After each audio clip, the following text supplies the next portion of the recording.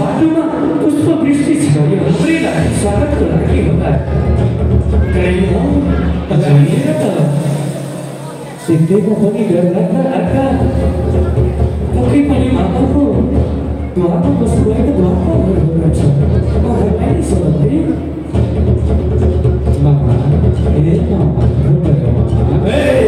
कसको मामा को मामा हामी चिन्दैनौँ तिमीहरूलाई हामी त मावली आएको मावली आएपछि मावली गाउँको सबैजना मामा त्यही नाताले हजुरहरूलाई मामा भन्यौँ हामी चाहिँ कंस मामाको भान्जा म कृष्ण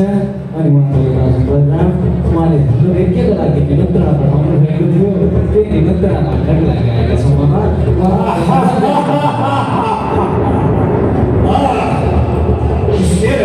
भनेका तिमीहरू नै हो उत्तर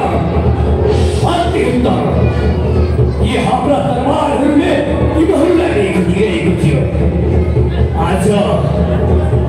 आजको इच्छा पनि पूर्ण हुने भएको छ महाराजको आदेश छ यसरी हो तिमीहरू हाम्रो गाउँ रक्षा गर्नु छ भने यही बाटो जुन बाटो आएका थियो त्यही बाटो छ होइन भने यही दरबारले टुक्रा भइदिनेछ अलिकति पछाडि सरेर बसिदियो भने कोही नउठाउँ सबैजना बस्छ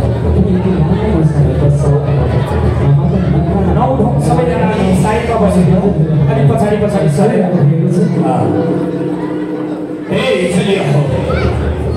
हाम्रा महाराजका आकाश जस्ता योद्धाहरूलाई तिमीहरूले बटाङ्ग्रा खेलाइ बन्द गरेका थियो यदि तिमीहरू साँच्चीकै महान योद्धा छौ भने